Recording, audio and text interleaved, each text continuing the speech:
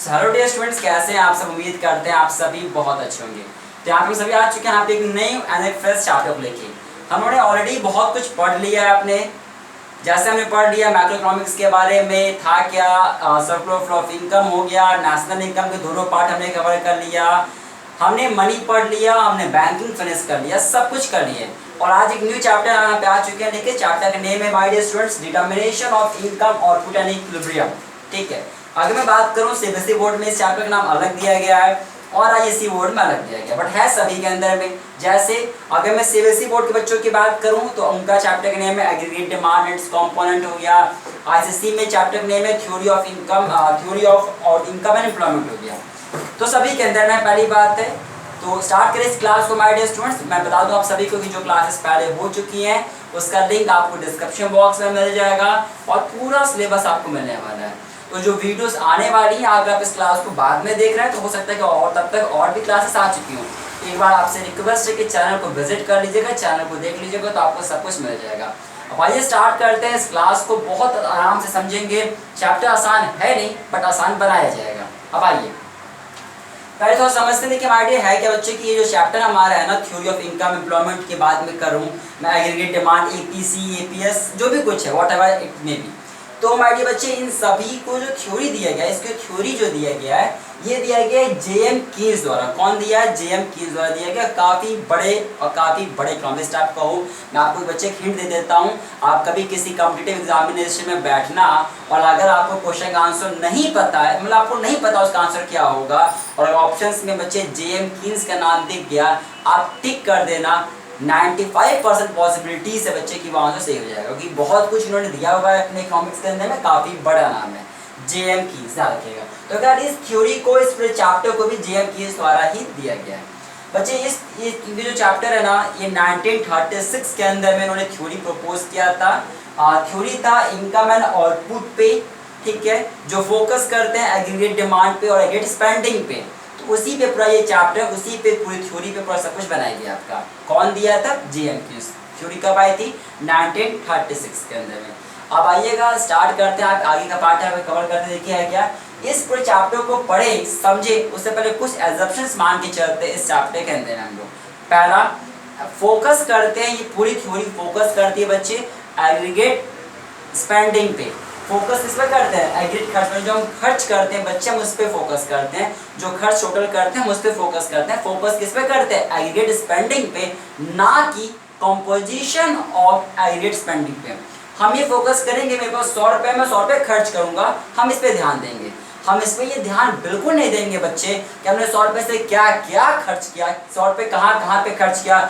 समोसा खाया, नहीं ना, हमने नया इंडस्ट्री खोला, नहीं, नया मोबाइल खरीदे, नहीं, नया प्लांट लगाए, ये नहीं देखेंगे। बस हम ये देखेंगे बच्चे कि हमने पैसा खर्च किया कि नहीं किया। तो फोकस किस पे होगा? एग्रीगेट स्पेंडिंग पे, ना कि किस तरीके से उसका कंपोजिशन, किस तरीके से कहाँ कर रहे हैं, हम उस पर ध्यान यहाँ पे नहीं देंगे। ये एजम्पशंस मान के चलेंगे इसके अंदर में।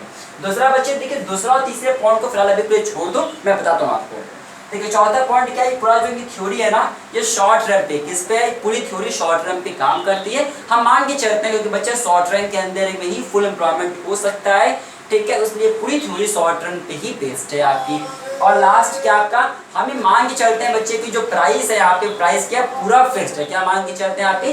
प्राइस फिक्स्ड रहेगा, प्राइस चेंज आपका नहीं होगा। अब आइएगा, समय आ चुका है इस चैप्टर के अंदर उतरने का, इस चैप्टर को डीपली पढ़ने का। अभी तो जो मैंने बताया वो कुछ चीजें थे जो आपको पता होना चाहिए इस चैप्टर के अंदर में। आपकी बुक्स में शायद ये ना दिया हो बट आपको पता होना चाहिए, क्योंकि ये सब चीजें बेसिक है और हमें सब कुछ तैयार करना है, क्योंकि एग्जामिनेशन में पूछेगा यही सब चीजें आपसे। अब आइएगा देखिए बच्चे, जब हम बात करते हैं एग्रीगेट डिमांड का, तो देखिए हमारे पूरे इकोनॉमी के अंदर में बच्चे बहुत सेक्टर्स हैं, 4 सेक्टर्स हमारे होते हैं बच्चे, ठीक है। तो समझना बहुत आराम से। देखिए अगर मैं डिमांड की बच्चे बात करूं, देखिए डिमांड क्या होता है? जो हम लोग सामान खरीदते हैं, बिल्कुल। अब देखिए हो सकता है कि मैं डिमांड कौन कर रहा है, हो सकता है कि मैं कंज्यूमर हूँ, मैं एक हाउस होल्ड हूँ, ठीक है, मैं कुछ डिमांड करता हूँ। तो जो एक हाउस होल्ड, जो कंज्यूमर डिमांड करता है बच्चे, उसे कहते हैं प्राइवेट कंजप्शन एक्सपेंडिचर। कौन सा कंजप्शन? ये वो एक्सपेंडिचर खर्चा है जो एक प्राइवेट पर्सन करता है, जो एक हाउस होल्ड करता है। कंज्यूमर खर्च जो करता है हम इसे मान लेते हैं प्राइवेट कंजप्शन एक्सपेंडिचर, जिसको हम सी से डिनोट किया हुआ है। हो सकता है हम तो प्राइवेट कंज्यूमर थे, हमने तो कंज्यूमर थे, हो सकता है कि डिमांड कुछ करना हो। अच्छा देखिए, हमें डिमांड कौन सा करना है, हम प्राइवेट कंज्यूमर वाले, हम लोग कौन से डिमांड करते हैं, भैया हमें ये खरीदना है, हमें पेन खरीदना है, हमें बुक्स खरीदने हैं। हम लोग जो भी खर्च करते हैं बच्चे, हम लोग जो भी खर्च करते हैं वो इसमें जाएगा, क्योंकि हम लोग प्राइवेट वाले, हम लोग कंज्यूमर है ना, तो जो कंज्यूमर खर्च करता है वो जाता है सी के अंदर में, हम आप जो खर्च करते हैं। अच्छा इतना ही नहीं, मुझे जरा ये बताओ, जो प्रोड्यूसर होता है, जो इंडस्ट्री वाले होते हैं, जो फर्म वाले होते हैं, क्या वो खर्च नहीं करते क्या सर? वो भी खर्च करते हैं सर। वो खर्च क्यों करते हैं? उन्हें प्लांट्स लगाना है, उन्हें नई नई फैक्ट्रीज खोलनी होती है, बिल्कुल। उन्हें नई नई मशीनरीज खरीदनी होती है, खरीदते हैं, खर्च करते हैं, तो वो भी तो करते हैं, बिल्कुल। तो ऐसे एक्सपेंडिचर, ऐसे खर्च जो प्रोड्यूसर करता है उसे कहते हैं प्राइवेट इन्वेस्टमेंट, क्योंकि उन्होंने इन्वेस्टमेंट किया है। तो ये वो इन्वेस्टमेंट है जो प्रोड्यूसर करता है, उसे हमने डिनोट किया बच्चे आई से इस चैप्टर के अंदर में। अच्छा, हो सकता है कि सरकार, गवर्नमेंट खर्च नहीं करती क्या? बिल्कुल सर, गवर्नमेंट भी खर्च करती है। तो गवर्नमेंट खर्च नहीं करती, गवर्नमेंट आप लोगों से जैसे मैं फार्मर से बात, तो फार्मर से खरीदती है, खरीदती करती एग्रीकल्चर चीज़ें खरीदती है, तो हो सकता है गवर्नमेंट भी खरीदती है, बिल्कुल। तो जो गवर्नमेंट खरीदती है उसे हमें नाम दिया है गवर्नमेंट एक्सपेंडिचर, जी से डिनोट किया है। वैसे ही बच्चे नेट एक्सपोर्ट होता है। नेट एक्सपोर्ट क्या होता है? रेस्ट ऑफ द वर्ल्ड, पूरी दुनिया भी तो खरीदती है, पूरी दुनिया भी तो खर्च करती है ना, बिल्कुल। तो पूरी दुनिया से जो चीज़ हमारा होता है हम इसे नेट एक्सपोर्ट नाम देते हैं, एक्सपोर्ट माइनस इम्पोर्ट, जैसे एक्स माइनस एम। एक्स मतलब बच्चे एक्सपोर्ट और एम मतलब बच्चे इम्पोर्ट हो गया, ठीक है, बिल्कुल। तो ये देखिए, जो भी हम डिमांड, जब हम देखिए ध्यान समझेगा, डिमांड क्या होता है? डिमांड मतलब होता है जब कोई सिंगल पर्सन डिजायर करता है कि मैं ये सामान खरीदूंगा, इतने प्राइस पे खरीदूंगा, इतने टाइम पे खरीदूंगा। जब एक सिंगल कंज्यूमर ये विल करता है कि भैया मैं ये सामान खरीदूंगा, इतने प्राइस, इतने टाइम पे खरीदूंगा, इसे डिमांड कहते हैं। और चैप्टर में हमें क्या पढ़ना है? Aggregate demand. एग्रीगेट मतलब बताओ बच्चे, एग्रीगेट मतलब क्या होता है? एग्रीगेट, देखिए एग्रीगेट डिमांड मतलब सभी डिमांडों को जोड़ दो। एग्रीगेट मतलब जोड़कर, डिमांड देखो, डिमांड छोटा है जिसमें सिंगल की बात कर रहे हैं, और एग्रीगेट डिमांड बड़ा है, यानी एग्रीगेट डिमांड मतलब क्या? जब सभी डिमांडों को जोड़ देते हैं, तो जोड़ दो तो सभी डिमांड, किस सभी को डिमांड को जोड़ दो। तो जब हम C प्लस आई प्लस जी प्लस एक्स माइनस एम सभी डिमांड को जोड़ देंगे तो क्या बन जाएगा? Aggregate demand. क्यों? हमने सभी डिमांडों को यहाँ पे क्या कर दिया बच्चे? जोड़ दिया। समझ गए क्या? बिल्कुल सर। अब जरा ध्यान समझिएगा, ध्यान समझिएगा, हमें अपने इस चैप्टर के अंदर में केवल और केवल दो ही चीजों के बारे में पढ़ना है। C प्लस आई पढ़ना है, G और X माइनस एम नहीं पढ़ना। क्यों? क्योंकि हमारा एजम्पशन जरा यहाँ पे मैं आपको छोड़ा था ना, बिल्कुल सर। देखिएगा, हमारा एक एजम्पशन है, पूरा थ्योरी बेस्ड है केवल 2 सेक्टर मॉडल पे। मतलब हम इस पूरे चैप्टर को जब हम लोग पढ़ेंगे, देखिए होते तो चारों डिमांड हमारे हैं, चारों पार्ट होते हैं डिमांड के, लेकिन हमें अपने सिलेबस में केवल और केवल अपना क्या पढ़ना है? केवल 2 ही सेक्टर पढ़ना है बच्चे, 2 सेक्टर मॉडल पढ़ना है। और याद तो मैंने आपको सर्कल ऑफ इनकम में पढ़ाया था, 2 सेक्टर का मॉडल मतलब होता है जिसमें सिर्फ C और I आता है, यानी कंज्यूमर और प्रोड्यूसर आता है। इसे कहते हैं 2 सेक्टर मॉडल, यानी कि जिसमें सिर्फ हमें 2 ही चीज पढ़ना है, C और I पढ़ना है। हमें अपने सिलेबस में G और X माइनस एम नहीं पढ़ना, होते 4 हैं भले, लेकिन हमें सिलेबस में 2 ही पढ़ना है। कौन? C और I वाला, यानी कंज्यूमर वाला और प्रोड्यूसर वाला। बाकी गवर्नमेंट और नेशनल एक्सपोर्ट हमें नहीं पढ़ना, सिलेबस का पार्ट ही नहीं है, इसलिए इसने लिखा था ऑप्शन में 2 सेक्टर मॉडल। समझ गए क्या? बिल्कुल। और जब अगला जैसे मैंने छोड़ा था क्लोज्ड इकोनॉमी, क्यों? क्योंकि जब हम सिर्फ और सिर्फ प्रोड्यूसर और कंज्यूमर की बच्चे बात करते हैं तो ये हम मान के चलते हैं कि हमारी इकोनॉमी क्लोज्ड है, मतलब हमारी इकोनॉमी खुली हुई नहीं है, दुनिया के लिए नहीं है, केवल हम अपने अंदर की बात करेंगे। इसलिए ये पूरी थ्योरी क्लोज्ड इकोनॉमी कही जाती है, क्योंकि हम लोग सिर्फ अपने बारे में पढ़ेंगे, पूरी दुनिया इकोनॉमी के लिए खुली नहीं है। समझ गया क्या?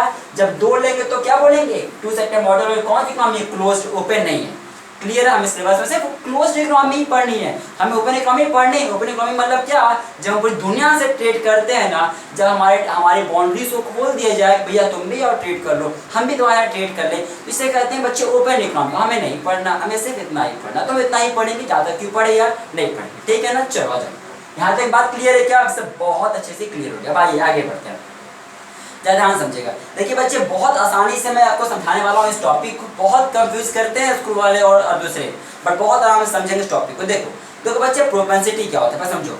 देखिए बच्चे, प्रोपेंसिटी मतलब ना आप जो करते हो समझो, जो आप करना चाहते हो, समझना बहुत आसान से। देखिए बच्चे, हम लोग को पढ़ना क्या है, हम इस प्रोपेंसिटी को समझाने के लिए आपको दो पार्ट में डिवाइड किए हैं, एक एवरेज के पार्ट पे और एक मार्जिनल के पार्ट में। आओ आराम से समझेंगे। पहला बच्चे एपीसी और दूसरा एपीएस। देखो बच्चे ध्यान समझिएगा, ध्यान समझिएगा।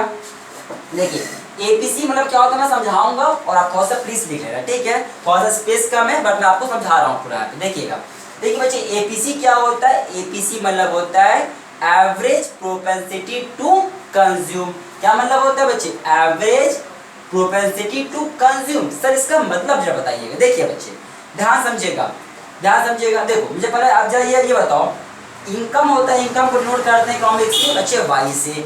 जो आपकी इनकम होती है ना बच्चे, या तो आप उस इनकम को कंज्यूम करते हो, या तो खाते पीते हो, या तो पैसे को बच्चे क्या करते हो, सेव करते हो आप। अगर 100 रुपये आपको मैं दे दूं आज, तो या तो 20 पे आप खा लिए आपने समोसा और 80 रुपये आपने सेव कर लिया। तो जो इनकम होती है, या तो उस इनकम को हम लोग कंज्यूम करते हैं बच्चे, या तो उस इनकम को सेव करते हैं। बात क्लियर है क्या? बहुत अच्छे से समझा दिया आपने। जहाँ यहाँ पे तो एपीसी का मतलब एवरेज प्रोपेंसिटी टू कंज्यूम, इसका फॉर्मूला बच्चे होता है C/Y। सर मतलब जरा समझाइएगा। सर बच्चे एपीसी का मतलब होता है कि इनकम का कितना पार्ट आपने कंज्यूम किया है, इसी को बोलते हैं एवरेज प्रोपेंसिटी टू कंज्यूम। जरा मैं समझा दूं आपको दूसरा एग्जांपल लेके क्या, हाँ लेकिन एग्जामिनेशन ये देख के मत आ जाना।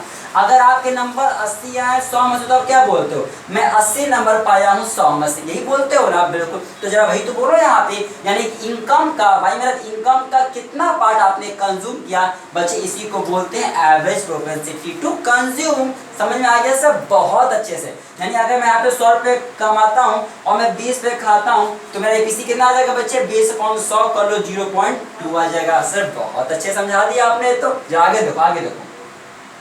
एपीएस, एपीएस मतलब एवरेज प्रोपेंसिटी टू सेव। अच्छा मेरा नाम है आदित्य प्रताप सिंह, अब यहाँ लिख के मत आ जाना एपीएस मतलब आदित्य प्रताप सिंह, गलत हो जाएगा। एपीएस का मतलब होता है बच्चे एवरेज प्रोपेंसिटी टू सेव, मतलब S/Y फॉर्मूला, यानी इनकम का कितना पार्ट आपने सेव किया है, इसे कहते हैं एवरेज प्रोपेंसिटी टू सेव। कितना सेव किया रहते हैं यहाँ पे, 80 रुपए, तो कितना आ जाएगा बच्चे, 80/100 आ जाएगा। लो 0.8 आ गया बच्चे। देखो कोई दिक्कत है क्या? बिल्कुल नहीं सर, कोई दिक्कत नहीं है सर। आप है तो कहाँ से दिक्कत आ सकता है? तो लो देखो हो गया। और एक बात मैं बहुत क्लियर बच्चे आपको बता देता हूँ, ध्यान रखिएगा कि बहुत खास बात है आप लोग के लिए। एपीसी और एपीएस मिला के हमेशा एक बनता है। एपीसी प्लस एपीएस मिला के कितना बनेगा हमेशा, ये चेक करो तो, जब चेक करो तो जोड़ के क्या एक बन रहा है क्या? बिल्कुल सर, एपीसी और एपीएस मिला के हमेशा बच्चे 1 बनता है। क्लियर है बात? बिल्कुल सर क्लियर हो गया। आ जाओ जरा इधर आओ तो एमपीसी पे और एमपीएस पे आओ तो एमपीसी मतलब बच्चे होता है, देखो एम मतलब मार्जिनल, ए मतलब एवरेज था, बाकी आगे का चीज सेम ही है, पीएस पीएस पीसी पीएस सब कुछ सेम ही है। एम मतलब मार्जिनल, मतलब बच्चे इसका फॉर्मूला होता है डेल्टा C/डेल्टा वाई। एमपीसी मतलब मार्जिनल प्रोपेंसिटी टू कंज्यूम, मतलब अगर मैं बच्चे इनकम में चेंज करूं तो उससे कंजप्शन में कितना चेंज आ गया, उसे कहते हैं मार्जिनल प्रोपेंसिटी टू कंज्यूम। समझिए एग्जांपल देखिए, देखिएगा, देखिए ध्यान बच्चे, ये ओल्ड और ये न्यू, ध्यान देखिएगा। पहले अच्छा फॉर्मूला वापस के, फॉर्मूला हमारा ये ना होता है, इनकम इज इक्वल टू या तो कंज्यूम या तो सेव। सिंपल सी बात है। मान लेते हैं पहले मैं 100 रुपये कमाता था और मैं 20 रुपये खाता था, 80 रुपये में सेव करता था। सही बात है सर, सही बात है सर। अब मैं 200 रुपये कमाता हूँ और अब मैं 50 रुपये का खाऊंगा और मैं अब 150 रुपये सेव करूँगा। कोई दिक्कत नहीं, अब 200 कमाते हैं 50 खाएंगे 150 सेव करेंगे, कोई दिक्कत है क्या? नहीं सर। अब ज़्यादा कमाएंगे तो ज़्यादा खाएंगे भी तो ना यार। बिल्कुल सर, बिल्कुल सर, सही बात है। अब ज़्यादा रखिएगा, ये एमपीसी मतलब अगर मैं इनकम में चेंज करूं तो उसे कंजप्शन में कितना चेंज आ गया, इसे कहते हैं एमपीसी। मतलब बताओ कितना चेंज आया है, कितना चेंज आया सर? 30 रुपये का चेंज आया। बहुत सुंदर बच्चे। अच्छा इनकम में कितना चेंज आया? 100 आ गया। जोड़ लो बच्चे, कितना आ जाएगा, डिवाइड करो, 0.3 आ गया एमपीसी। अच्छा एमपीएस, एमपीएस क्या होता है? वही बात फिर से यहाँ पे इसका फॉर्मूला एस अपॉन वाई, मतलब भाई अगर मैं इनकम में चेंज करूं तो उसे सेविंग में कितना चेंज आ गया, इसे कहते हैं मार्जिनल प्रोपेंसिटी टू सेव। तो बताओ कितना चेंज आया यहाँ पे, सर 70 का चेंज आया है, बहुत सुंदर। इनकम में कितना चेंज आया, तो 100 डिवाइड कर लो 0.7। लो बच्चे जो यहाँ पे था 100 यहाँ पे है, जैसे एपीसी और एपीएस मिला के बच्चे 1 बनता है, वैसे एमपीसी और एमपीएस मिला के बच्चे 1 ही बनेगा हर बार। कोई डाउट है क्या? सर इतने आराम से समझाया आपने और इतने अच्छे समझा दिया, आई थिंक इतना तो कोई समझाएगा ही नहीं, इसने इजीएस्ट फॉर्म है। चलो देखो कोई दिक्कत है क्या? बिल्कुल नहीं। अगर डेरिवेशन चाहो तो मैं डेरिवेशन में दे दूं आपको, कोई दिक्कत की बात नहीं। डेरिवेशन बहुत आसान डेरिवेशन है, बट मैं उस पर नहीं जा रहा हूँ। आप अगर चाहोगे तो नीचे कमेंट कर देना, मैं डेरिवेशन बता दूंगा कि आखिर बन कैसे रहा है। एकदम आसान है, कोई डाउट नहीं, एकदम बच्चों का काम है, आप आराम से कर लो, निकल जाओगे। डाउट होगा तो मुझे बता देना, ठीक। अब ध्यान देखिए आगे बढ़ जाए क्या? जी हाँ सर, ये ग्राफ मैं आपको थोड़ा समझा देता हूँ पहले, आप बच्चे ध्यान समझिएगा। यहाँ पे एक ग्राफ मैं समझा देता हूँ पहले आपको। देखिएगा बच्चे यहाँ पे ग्राफ क्या हमारा, यहाँ पे ये है हो गया मेरा ग्राफ आपके लिए बच्चे, ये वाई है, ये ओ है मेरा। ध्यान रखिए बच्चे, देखिए ये बच्चे आपका हमेशा इनकम रहेगा हमारा, ये वाई है बच्चे। इनकम हमेशा यहाँ से शुरू होता है, जीरो ओरिजिन से बच्चे। कंजप्शन हमेशा यहाँ से शुरू होता है, ये कंजप्शन है बच्चे, कंज्यूमर वाला जो हमारा है हमेशा यहाँ से शुरू होता है बच्चे। कहाँ से? यहाँ से। क्यों सर, क्यों यहाँ से क्यों नहीं बच्चे, मुझे जरा ये बताओ आप। अगर आप कुछ नहीं, इनकम जीरो है, अगर कुछ नहीं कमाओगे तो क्या कुछ नहीं खाओगे? सर कुछ नहीं कमाते तो भी कुछ खाना पड़ता है सर, खाना पड़ता है। क्यों? क्योंकि सर ऐसे तो रह नहीं सकते। तो बच्चे क्योंकि हमारे जीरो इनकम होगा तो भी कुछ ना कुछ हमें कंज्यूम करना पड़ता है, इसलिए हम हमेशा अपने सी वाले लाइन को यहाँ से शुरू करते हैं, यहाँ से शुरू नहीं करते हैं बच्चे। और इसलिए इसका नाम बच्चे हम उसको डिनोट कर देते हैं ए से। किससे बच्चे? ए से। ए मतलब होता है बच्चा ऑटोनोमस कंजप्शन। क्या होता है बच्चे? Autonomous consumption. समझ में आ गया क्या? बिल्कुल सर, ये बात क्लियर है आपको जो मैं समझा दिया यहाँ पे। बिल्कुल, ए मतलब ऑटोनोमस कंजप्शन। क्या होता है? जब मैं कुछ नहीं कमाता तो भी मैं कुछ खाता हूँ, खाना पड़ता है सर, उसी को कहते हैं ऑटोनोमस कंजप्शन। बच्चे अब एक मैं फॉर्मूला लिख रहा हूँ, ध्यान इस फॉर्मूला को समझिएगा। कंजप्शन का एक बच्चे हमारे यह भी फॉर्मूला होता है, A plus M P C into I. बच्चे ध्यान रखिए फॉर्मूला मेरा होता है कंजप्शन का, मेरा फॉर्मूला होता है ए मतलब बच्चे ऑटोनोमस कंजप्शन, यही वाला जो पार्ट है बच्चे वो यहाँ पे जाएगा ऑटोनोमस कंजप्शन। और एमपीसी बच्चे हमारा ये एमपीसी वाला ये रहेगा, और वाई मतलब बच्चे इनकम। बात क्लियर है क्या? बिल्कुल। जरा ध्यान समझे बच्चे, अगर मैं कहूँ आपको मैं कुछ नहीं कमाता हूँ तो मैं कितना खाऊंगा, तो जरा बताओ। जब मैं कुछ नहीं कमाऊंगा बच्चे ध्यान रखिएगा, तो सी कितना हो जाएगा? C equal to consumption, consumption equal to A हो जाएगा बच्चे। क्यों? क्योंकि जब मैं कुछ नहीं कमाऊंगा बच्चे तो इनकम जीरो हो जाएगा, और जीरो से मल्टीप्लाई करते हो एमपीसी को, तो जीरो को मल्टीप्लाई करते हैं किसी नंबर से तो जीरो ही आता है बच्चे, तो ये जीरो हो जाएगा पूरा पार्ट। तो क्या हो जाएगा? Consumption equal to autonomous consumption, यानी कंजप्शन कितना हो जाएगा? पूरा ए ही हो जाएगा। तो मैं कुछ नहीं कमाऊंगा तो मेरा कंजप्शन पूरा इतना ही मेरा होगा। बात क्लियर है क्या? बिल्कुल बिल्कुल से क्लियर। अच्छा अगर मैं मान लेता हूँ मैं कुछ कमाता हूँ, मान लेते हैं मैं 100 रुपये कमाता हूँ, मैं 100 रुपये कमाता हूँ और एमपीसी कुछ रहेगा, तो निकालो कितना बढ़ रहा है, क्या दिक्कत है? एकदम आराम टॉपिक है, आसान टॉपिक है। ये बात क्लियर क्या? बिल्कुल। अच्छा एक बात और मैं समझा देता हूँ बच्चे आपको, और फिर इस क्लास को एंड करें। देखिएगा बच्चे, जब देखिए बच्चे यहाँ पे एपीसी की थोड़ा सा मैं आपको बात समझाता हूँ। देखिए अगर मैं इसी ग्राफ को दिखाऊँ, देखिए देखिए बच्चे यहाँ पे ध्यान समझिएगा इस पॉइंट को, ये मेरा पॉइंट है बच्चे, मान लेता हूँ मेरा ये पी है, एग्जाम्पल तौर पर मैं समझा रहा हूँ। चलो क्यू मान लेते हैं, क्यू देखो बच्चे, देखो बच्चे ओ क्यू पे क्या है? ओ क्यू पे क्या हमारा? ओ क्यू पे सर हमारा यहाँ पे ओ क्यू पे देखो जितना सी उतना वाई है। बिल्कुल सर, बिल्कुल जितना सी उतना वाई। यहाँ पे दोनों बराबर है ना, सी और वाई। बिल्कुल सर। तो यहाँ पे एपीसी कितना होगा सर? यहाँ पे एपीसी हमारा 1, क्योंकि देखो जितना सी उतना वाई बच्चे, दोनों यहाँ बराबर है ना इस पॉइंट पे। बिल्कुल। तो फॉर्मूला एपीसी का होता है सी अपॉन वाई। अगर ये 50 से भी 50 तो काटो कितना आ जाएगा? 1 आ जाएगा। इसलिए एपीसी इस पॉइंट पे बच्चे, यहाँ पे एपीसी कितना होता है? 1 होता है। जरा इस पॉइंट से पहले बात करो, इधर बात करो बच्चे, इधर देखो तो यहाँ में देखता हूँ। देखो बताओ यहाँ पे ऊपर लाइन कौन सी है? यहाँ पे ऊपर की लाइन है सी वाली और नीचे लाइन है वाई वाली, यानी कंजप्शन वाली ज्यादा है, इनकम वाला कम है। अपने से नंबर लिख लो, यहाँ 100 लिख लो, इससे कम लिख लो, जो 50 लिख लेते हैं, इससे कम लिख लो।